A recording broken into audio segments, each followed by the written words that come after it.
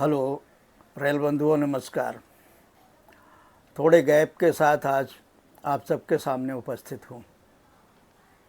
आज साल का अंतिम दिन है 2024।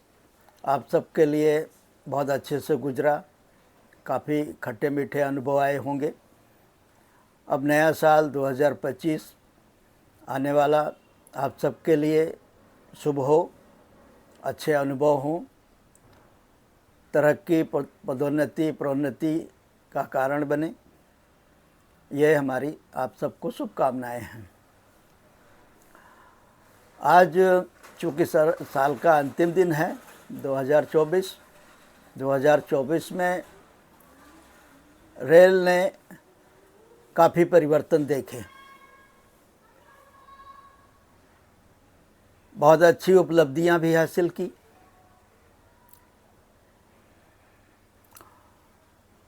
काफ़ी बड़े निर्णय हुए। सरकार ने बहुत उदारता के साथ, रेल मंत्री ने बड़ी उदारता के साथ चीज़ों को स्वीकार किया और उन्हें बदला, बिना किसी अहंकार के, बिना किसी पूर्वाग्रह के। उसका सबसे बड़ा उदाहरण है यूनिफाइड सर्विस का, IRMS की नीति का। सरकार ने अनुभव किया, रेल मंत्री ने भी अनुभव किया कि यह नीति अभी उचित नहीं है और इसका जो संदेश गया लोगों में, उससे लोग भी असंतुष्ट हुए, हतोत्साहित हुए। उनकी तरक्कियां रुकी, पदोन्नतियां रुकी, सिस्टम से बाईपास हुए, अवसादग्रस्त हुए काफ़ी लोग। और इस सब के बावजूद ये नीति या यूनिफाइड सर्विसेज कहीं ना कहीं से सिस्टम के लिए सही नहीं था।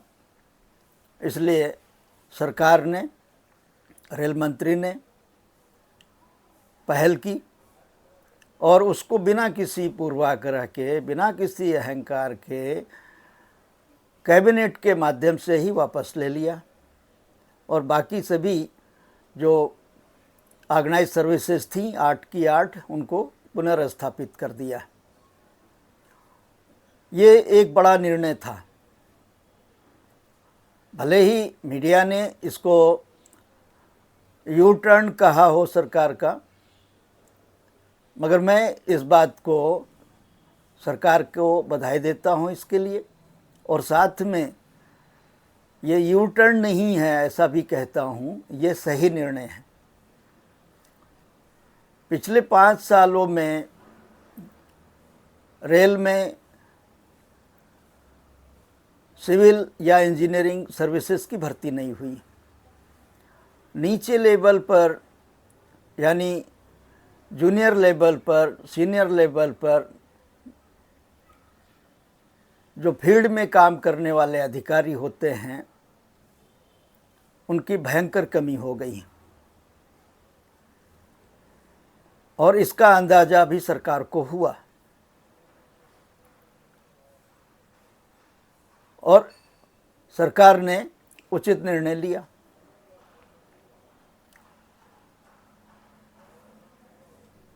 12,000 कोचेस स्लीपर के निर्माण करने का निर्णय लिया।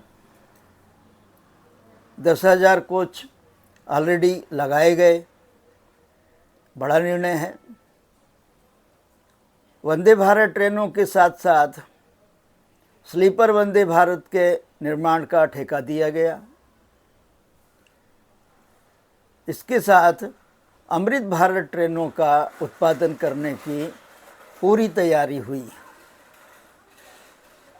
और जल्दी ही इसका ट्रायल भी होने वाला है।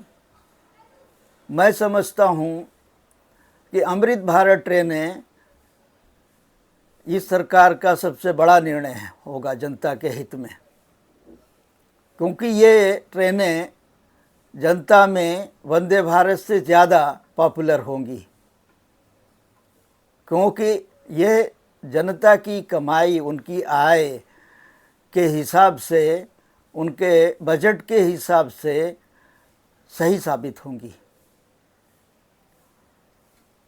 वंदे भारत जन सामान्य के लिए नहीं है, ये सरकार भी जानती है और जनता भी जानती है, यात्री भी जानते हैं।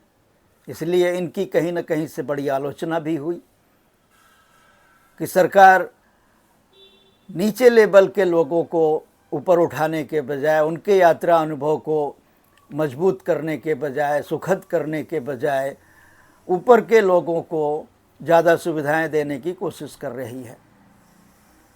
इससे जो असंतोष पैदा हुआ उसको भी सरकार ने समझा और सही समय पर सही कदम उठाया। मैं यहाँ पर ये भी आपको बता देता हूँ कि अमृत भारत ट्रेनें वंदे भारत ट्रेनों से लगभग आधी कीमत पर हैं, आधी लागत पर हैं, जिसका गणित हमने बताया था और सरकार ने उसको स्वीकार किया। यह सरकार साधुवाद की पात्र है। मगर जो विसंगति IRMS को लेकर अभी भी देखने को मिली कि जो काम आप पिछले 5 साल में नहीं कर पाए थे, यानी जो मेंबर्स की 5 पोस्ट हैं इंक्लूडिंग CRB, उनमें आप IRMS लागू नहीं कर पाए। मेरा कहने का तात्पर्य यह है कि 5 साल से कैडर वाइज ही मेंबर रहा। CRB अपने आप चॉइस करके बनाए अपनी चॉइस से, वो अलग बात है। CRB कोई भी हो सकता है क्योंकि वो एक ही पद है।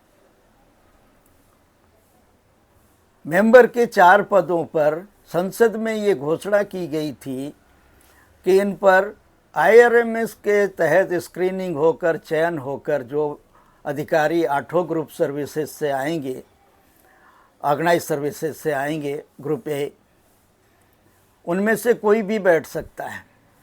मगर ऐसा नहीं हो पाया या नहीं लागू कर पाए आप। कैडर वाइज ही मेंबर बना रहा, जो कहीं ना कहीं से उचित था।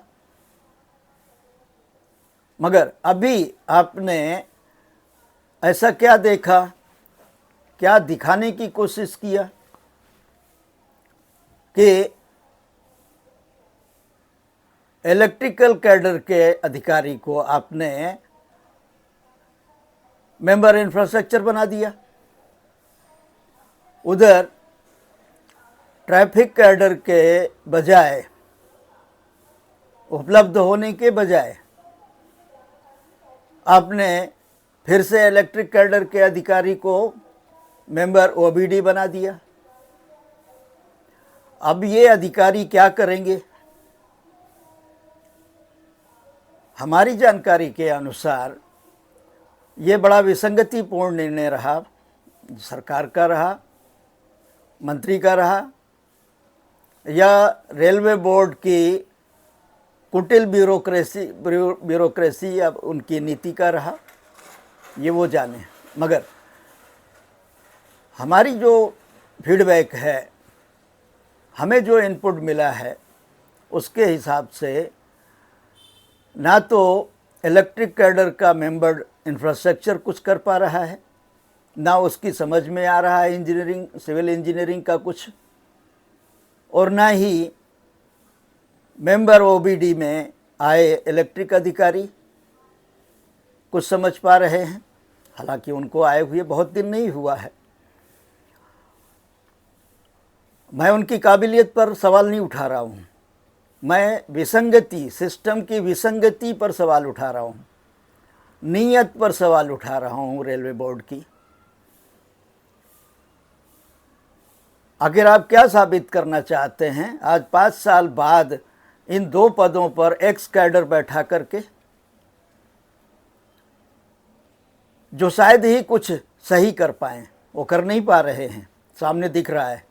दूसरी तरफ दोनों कैडर बुरी तरह से डिमोरलाइज हैं, वो स्वीकार नहीं कर पा रहे हैं कि हमारा जो सुपर बॉस है वो हमारी चीज़ों को, विभागीय चीज़ों को, विभागीय तमाम सारी स्थितियों को नहीं समझ पा रहा है। हम उसे कहाँ तक समझाएंगे? ये सारे सीनियर अधिकारी मानते हैं, चाहे वो इंजीनियरिंग, सिविल इंजीनियरिंग के हों, चाहे ट्रैफिक कैडर, ट्रैफिक कमर्शियल के हों। आपके पास उपलब्धता होने के बावजूद ये विसंगति आपने क्यों पैदा की, ये आप जानें। मगर इसका एक गलत संदेश गया है, ये भी आपको जानना चाहिए। दूसरा सवाल ये भी है कि मेंबर फाइनेंस में क्या आप किसी इंजीनियरिंग सर्विस या सिविल सर्विस के अधिकारी को बैठा पाएंगे?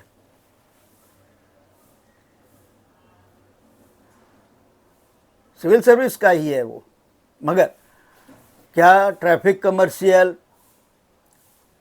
Personal, SNT, store, engineering, mechanical, electrical के अधिकारी को आप मेंबर फाइनेंस में बैठा पाएंगे? उसी दिन सेंट्रल अकाउंट, डिपार्टमेंटल अकाउंट से रिवोल्ट हो जाएगा, वो नहीं स्वीकार करेंगे। इन लोगों ने इसलिए स्वीकार कर लिया है क्योंकि ये ईश्वर की गायें हैं, इनके मुंह में जीभ नहीं है, ये अपनी बात कह नहीं सकते हैं। दूसरा कारण ये भी है कि कहीं सर्विस को लेकर के असुरक्षिता भी रहती है। सताए जाने, परेशान किए जाने, उत्पीड़ित करने, प्रताड़ित करने का भी एक आशंका रहती है कि आप आवाज़ उठाएंगे तो आपको उठा करके किसी कूड़ेदान में फेंक दिया जाएगा और इस तरह से उत्पीड़ित किया जाएगा कि फिर आप कभी सिर नहीं उठा पाएंगे। इसका दूसरा पहलू ये भी है कि कहीं ना कहीं आपके निजी स्वार्थ भी इसमें शामिल रहते हैं। तीसरा पहलू ये भी है कि परिवार भी ध्यान में रहता है, परिवार को परेशानी ना हो, इसलिए भी आप कहीं ना कहीं समझौता करते हैं, अपनी आवाज़ नहीं उठाते हैं। इसीलिए ये सब ठीक है। ये व्यक्तिगत जीवन, व्यावसायिक जीवन, सिस्टमिक जीवन, इन सब का हिस्सा है, हम मानते हैं। मगर सही समय पर, सही जगह, सही प्लेटफॉर्म पर आवाज़ न उठाना, यह व्यक्तिगत कमजोरी भी है जो सिस्टम का ही नुकसान करती है, आपका कम, व्यक्तिगत तौर पर कम, मगर व्यवस्था का नुकसान ज़्यादा होता है। जब आप चीज़ें व्यवस्था के संज्ञान में लाएंगे तभी उन पर सुधार होगा। ये तो आप मानते हैं, सभी मानते हैं। तो सीधे सीधे लड़ाई करने के बजाय या व्यवस्था का विरोध करने के बजाय व्यवस्था के सामने वो स्थिति रखी जाए, ऐसा भी तो हो सकता है, होना चाहिए। क्योंकि हम सब कहीं ना कहीं व्यवस्था के लिए ही काम कर रहे हैं, देश के, समाज के, सिस्टम के भलाई के लिए काम कर रहे हैं। और उसमें अगर कहीं विसंगति आती है तो उसको दूर करने, उसका समाधान करने की जिम्मेदारी भी हमारी है। जिस दिन हम ये महसूस कर लेंगे उस दिन शायद बहुत कुछ सुधर जाएगा।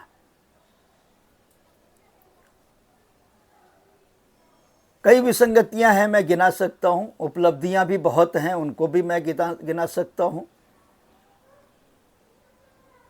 अभी पीआईबी ने रेल की पिछले साल भर की तमाम उपलब्धियों को बताया है। मैं उसका लिंक भी इस वीडियो के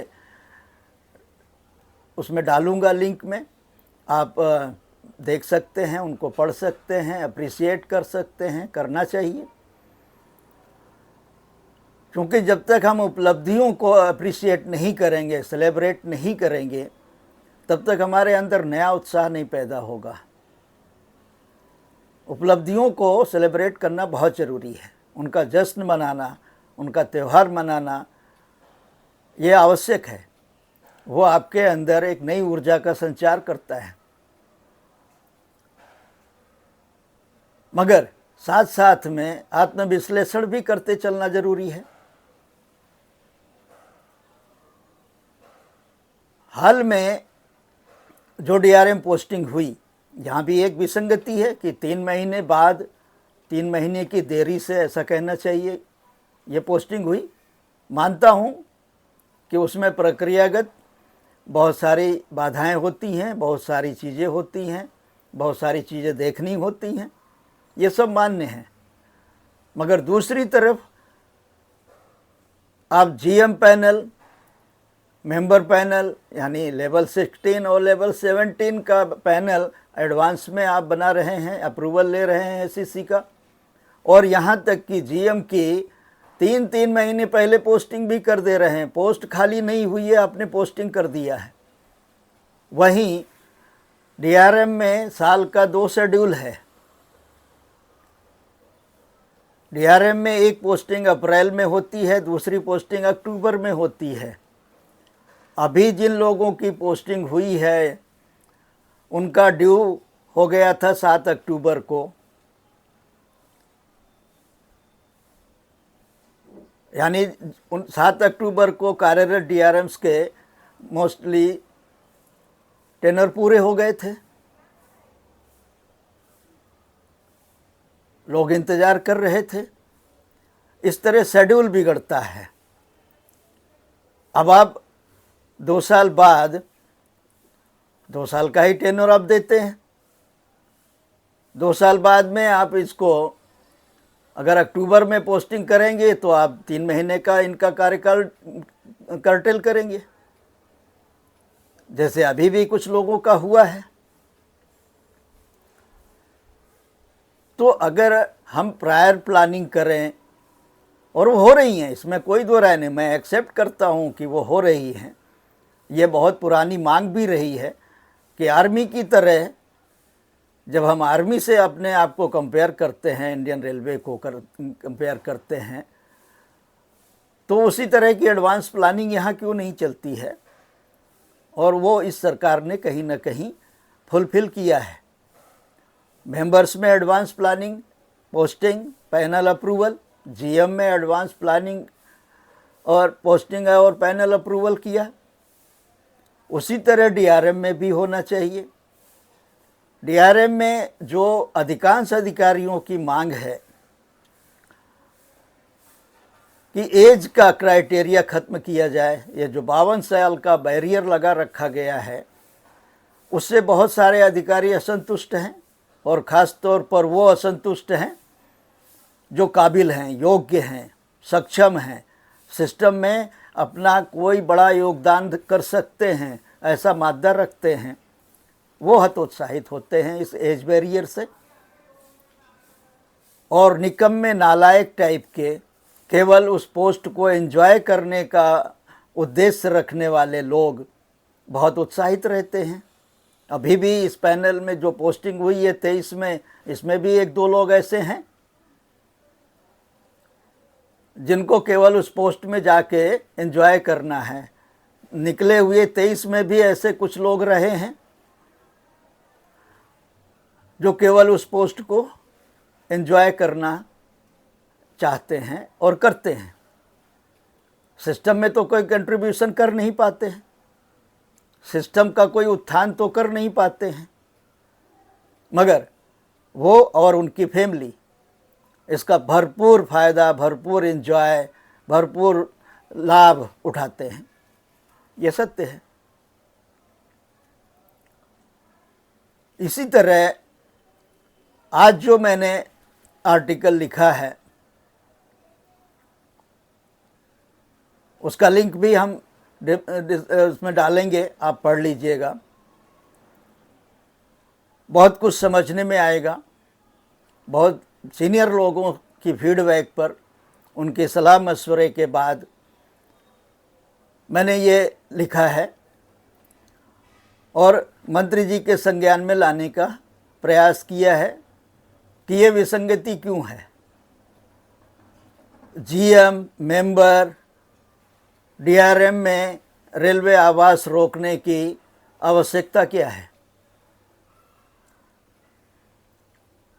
जब आपके पास में मेजर और माइनर बच्चों का अलग अलग विश्लेषण है, नीति है, उनके लिए सुविधाएं भी दी गई हैं, तो ये अलग से एक मुश्त सबको ये सुविधा देने की ज़रूरत क्या है? ज़्यादातर जीएम में, डीआरएम में, मेंबर में जो लोग पोस्ट होते हैं उनके बच्चे एडल्ट हो चुके होते हैं, बड़े हो चुके होते हैं, कईयों की शादियां हो चुकी होती हैं, उनमें बहुत सारे अपनी प्रोफेशनल लाइफ में भी आ चुके होते हैं। ऐसे बच्चों के लिए आवास रोकने की परमिशन देना ये जनता के राजस्व, जनता की गाढ़ी कमाई का दुरुपयोग है। क्योंकि एक तरफ आप यहाँ आवास रोकते हैं, दूसरी तरफ आप डेजिग्नेटेड, नॉमिनेटेड या ईयर मार्क्ड डीआरएम का, जीएम का, मेंबर का बंगला भी आप ऑक्युपाई करते हैं। तो दो दो जगह आपको ये प्राइम लोकेशन पर बड़े आलीशान बंगले एंजॉय करने के लिए क्यों दिए जाने चाहिए? या तो आप एक जगह मार्केट के हिसाब से रेंट भरें, या तो जहां आपकी प्रेजेंट पोस्टिंग है वहां बंगला का, आवास का लाभ न लें, वहां रेंट पर रहें। मगर ऐसा नहीं हो सकता। ये व्यवस्था बनाई ही इसलिए गई है कि काम में रेल के रनिंग में कहीं कोई व्यवधान ना आए। आपको ये सुविधा इसलिए प्रोवाइड की गई है। मगर ये जो 100 से कम अधिकारी हैं जीएम में, डीआरएम में, मेंबर में, ये अपने अपने हित में, अपने अपने लाभ के लिए नीति बना लेते हैं। ये लीडरशिप के लक्षण नहीं है। ये लीडरशिप कोई अच्छा मैसेज नहीं देती है। ये लीडरशिप लगभग 12 लाख रेल कर्मचारियों का नेतृत्व करती है। और जब ये लीडरशिप इस तरह का उदाहरण पेश करती है, तब इन 12 लाख लोगों में जो मैसेज जाता है वो इनके प्रति वितृष्णा पैदा करता है और जनता के राजस्व का दुरुपयोग होता है। ये चीज़ मंत्री को ध्यान में लेना चाहिए। क्योंकि सारे डीआरएम को एक मुश्त आवास रोकने की परमिशन है। कई जीएम हैं जिन्होंने अपने आवास दिल्ली, मुंबई में रोके, कुछ मेंबर बनने के बाद भी रोके, कुछ सीआरपी बनने के बाद भी रोके,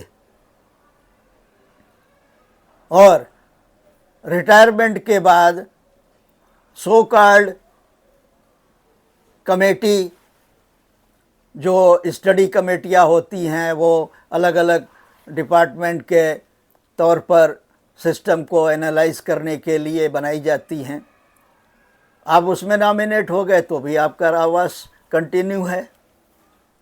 ये बहुत बड़ी विसंगति है और राजस्व का दुरुपयोग है। जनता की गाढ़ी कमाई पर डाका है सीधे सीधे। और कुछ सुविधा भोगी लोगों के लिए जो स्वयं ये सब व्यवस्था अपने लिए बना लेते हैं, ये उचित नहीं है। कोई भी, ये मान्यता है, परंपरा भी है कि कोई भी सरकारी अधिकारी ऐसी कोई नीति नहीं बना सकता, ऐसा कोई निर्णय नहीं ले सकता जिसका बेनिफिशरी वो खुद हो।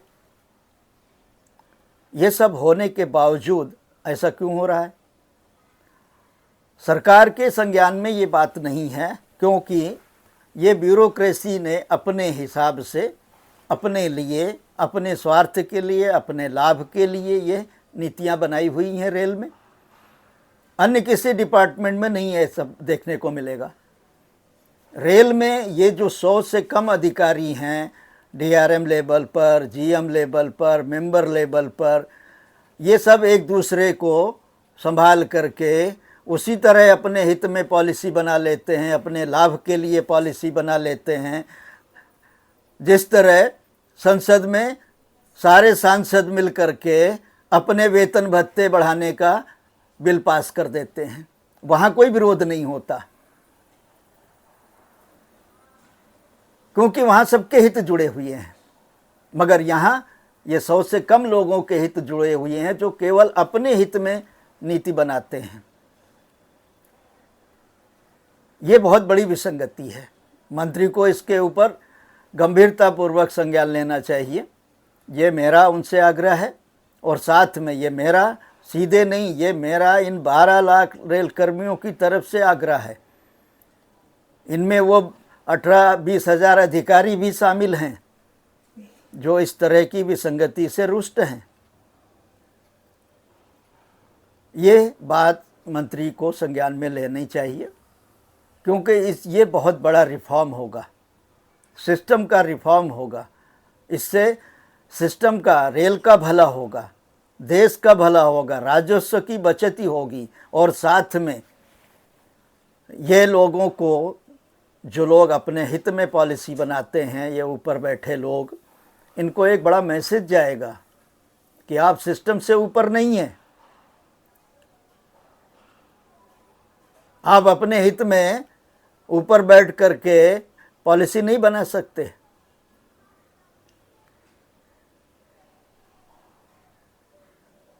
ये इस तरह की चीज़ें इसलिए होती हैं क्योंकि यहाँ डिपार्टमेंट वाइज डीप स्टेट काम करता है, मंत्रालय वाइज डीप स्टेट काम करता है, और फिर देश के तरफ से पूरी ब्यूरोक्रेसी में एक डीप स्टेट काम करता है। मोदी सरकार ने 370 जैसा बड़ा फैसला बदल दिया, उसको हटा दिया। इतना मादा शायद और किसी सरकार में नहीं था, नहीं होता। ये आज ही होना था और हुआ। इतना बड़ा निर्णय लेने वाली मोदी सरकार जब ब्यूरोक्रेसी को ठीक करने या ब्यूरोक्रेटिक रिफॉर्म करने की कोशिश करती है, वहाँ पर भी उसके आड़े ये ब्यूरोक्रेसी ही आती है।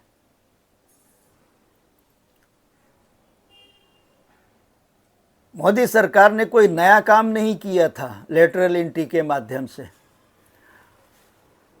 मगर उन्होंने लेटरल एंट्री के माध्यम से कुछ योग्य लोगों को सिस्टम में लाने का प्रयास किया था, जो कि पहले नहीं हुआ था। पहले की सरकारों ने अपने अपनों को रेवड़ी बांटी थी और पदोन्नत किया था, उसका लाभ पहुंचाया था, और अपने हित में, पार्टी के हित में, अपनी सरकारों के हित में निर्णय उनसे लेने करवाए, इसके लिए उनको वहाँ बैठाया था। मगर मोदी सरकार का जो सामने घोषित उद्देश्य दिखा, वो सरकार के हित में, पार्टी के हित में नहीं, देश के और सिस्टम के हित में था और है। मगर ये ब्यूरोक्रेसी का जो डीप स्टेट है, जब उसने देखा कि सरकार जिस तरह ब्यूरोक्रेसी में रिफॉर्म धीरे धीरे ला रही है और बड़ा रिफॉर्म करने का वादा किया है, वहाँ पर ब्यूरोक्रेसी कहीं ना कहीं संकुचित हो गई और उसको लगा कि उसकी सत्ता छिन जाएगी, क्योंकि असली सत्ता तो उन्हीं के हाथ में है। वही सत्ता बिगाड़ते बनाते हैं। जब उन्होंने ये देखा कि मोदी सरकार किस तरह से इस तरफ बढ़ रही है, तब उन्होंने विरोधी पार्टियों को उकसा दिया। जो विरोधी पार्टियां, जो प्रमुख विपक्षी दल है, लंबे समय तक सत्ता में रहा केंद्र की, और यही सारा कुछ अपने हित में, पार्टी के हित में करता रहा, और ऐसे ऐसे लोगों को पदोन्नत किया, लाभ दिया, जिन्होंने केवल पार्टी के लिए काम किया। नतीजा ये हुआ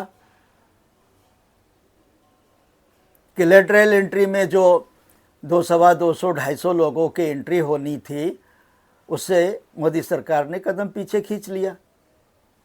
यह है डीप स्टेट का कारनामा। मगर मोदी अपनी जिद के पक्के हैं, और वो ये रिफॉर्म भी करेंगे। उनको करना भी चाहिए, क्योंकि जिस ब्रिटिश व्यवस्था पर यह ब्यूरोक्रेसी, इंडियन ब्यूरोक्रेसी चल रही है, वहाँ तो ये सारा कुछ बदल गया, यहाँ भी बदलना चाहिए।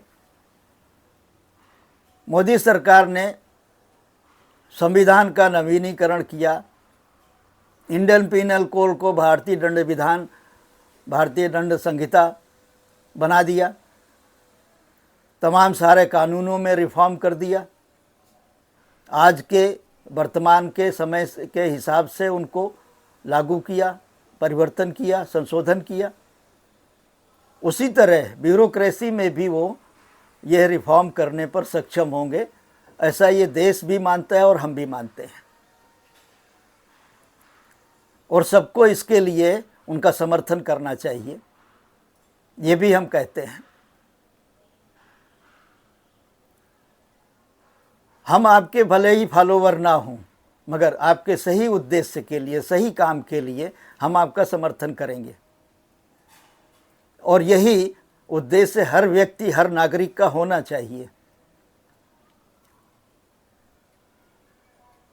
जब पार्टियां आपस में मुद्दों के हिसाब से समर्थन दे सकती हैं, ले सकती हैं, तो हम मुद्दों के हिसाब से सरकार का समर्थन क्यों नहीं कर सकते? हर नागरिक का ये कर्तव्य है कि उसे किसी अन्य के बहकावे में आने के बजाय मुद्दों पर विचार करके सरकार का समर्थन करना चाहिए। और इसी तरह मैं रेल की बात करूं, मैं व्यवस्था का बड़ा आलोचक हूं, इसमें कोई दो राय नहीं है। मैं चीज़ों को देखता हूं, उनको एनालाइज करता हूं, तमाम सीनियर लोगों से डिस्कस करता हूं, और उसके बाद जो सही लगता है, जो उचित लगता है, सिस्टम के हित में लगता है, मैं वो लिखता हूँ, मैं वो सरकार के मंत्री के व्यवस्था के संज्ञान में लाने का प्रयास करता हूँ। इसमें बहुत लोगों को अच्छा लगता है, कुछ लोगों को बुरा भी लगता है, मगर वो कंसीडर किए जाने के पात्र नहीं है। अगर हम उनके ऊपर ध्यान देंगे तो फिर हम अपना कर्म सही ढंग से नहीं कर पाएंगे, ये ऐसा मेरा मानना है। इसलिए मेरा आग्रह यही है मंत्री जी से कि आपने बड़े बड़े निर्णय लिए हैं, इसमें कोई दो राय नहीं है, बड़ा साहस दिखा रहे हैं रेल में रिफॉर्म लाने का, मगर मेरा फिर से ये कहना है कि जब तक आप अंदर से रिफॉर्म नहीं करेंगे, जब तक सिस्टम का रिफॉर्म नहीं करेंगे, तब तक बाहर का रिफॉर्म टिक नहीं पाएगा। और वो आपने स्लीपर कोचेस के मुद्दे पर देखा। जिस किसी ने भी आपको एडवाइस किया था कि स्लीपर डिब्बे, जनरल डिब्बे कम करके एसी डिब्बे बढ़ाए जाएं, वो लोग दुष्ट हैं। दुष्ट इसलिए हैं कि वो सरकार को, मंत्री को अनपॉपुलर, अलोकप्रिय बनाना चाहते हैं, क्योंकि रेल एक ऐसा महकमा है जो सीधे जनता से जुड़ा है, और जनता से ही नहीं, हर व्यक्ति से जुड़ा है। आप 3.5 करोड़ लोगों को रोज़ ढोते हैं, यहाँ से वहाँ पहुँचाते हैं। इससे बड़ी संख्या कहीं नहीं है, हो सकती किसी भी दुनिया में कहीं नहीं है।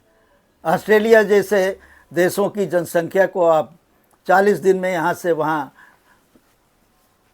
पहुँचा देते हैं। ये बड़ा काम है। नतीजा उसका ये हुआ कि सरकार की आलोचना हुई, त्राही त्राही मच गई नीचे,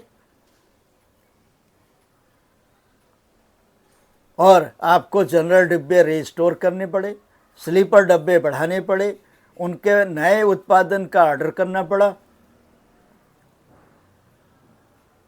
मगर आपने इन लोगों से, जिन लोगों ने ये एडवाइस किया था, उन लोगों से ये नहीं पूछा कि जो जनरल डब्बे निकाले गए थे, जो स्लीपर डब्बे ने हटाए गए थे, वो कहाँ गए, उनका क्या हुआ।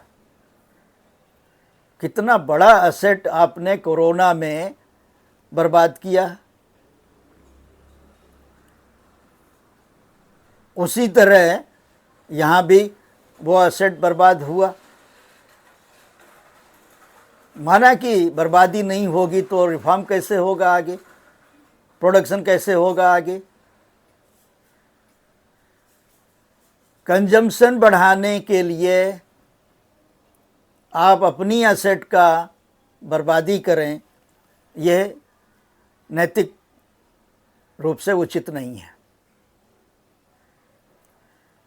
हमारी जो मान्यता रही है, प्रवृत्ति रही है, वो ये रही है कि संपत्तियों का ज़्यादा से ज़्यादा सदुपयोग करना, उनका ज़्यादा से ज़्यादा दोहन करना, और तभी उनको डिस्ट्रॉय करना या स्क्रैप करना जब वो किसी काम लायक न रह जाएं या किसी उपयोग के लायक न रह जाएं। माना कि इससे आपका प्रोडक्शन नहीं बढ़ेगा, इससे आपका कंजम्पशन नहीं बढ़ेगा, मगर ये बचत का तरीका क्या गलत है, ये बचत की जो सोच है वो क्या गलत है। आप विदेशों की नकल पर, जहां आप एक एक डिश मंगा करके बांट करके खा लेते थे, नहीं खा सकते हैं, यहाँ खा लेते हैं। यहाँ मिल बांट कर खाने की ही हमेशा आचरण रहा है, प्रवृत्ति रही है। विदेशों में ये नहीं है। विदेशों में आप अकेले अकेले ही एक एक डिश, और इतनी क्वांटिटी है कि बर्बादी की मात्रा बहुत ज़्यादा है, मगर वो आपको ज्ञान देते हैं और आप वो ज्ञान लेने के चक्कर में अपनी व्यवस्था को चौपट करते हैं। ये उचित नहीं है। चीज़ों को सही परिप्रेक्ष्य में देखा जाए तो कंजम्पशन भी बढ़ेगा, प्रोडक्शन भी बढ़ेगा, और लोग भी सुधरेंगे, उन संपत्तियों का ज़्यादा से ज़्यादा उपयोग भी होगा, ऐसा मेरा मानना है। चीज़ों को भारतीय परिप्रेक्ष्य में देखने का प्रयास होना चाहिए, ना कि यूरोप और अमेरिका की नकल पर। बहुत सारी चीज़ें हैं जो बताई जा सकती हैं और आगे हम बताते रहेंगे। हमारा आप सबसे अनुरोध है कि इस वीडियो को ज़्यादा से ज़्यादा शेयर करें और चैनल को सब्सक्राइब करें, अपनी भागीदारी सुनिश्चित करें और अपने विचार प्रस्तुत करें, तभी आपकी भागीदारी सुनिश्चित होगी। धन्यवाद।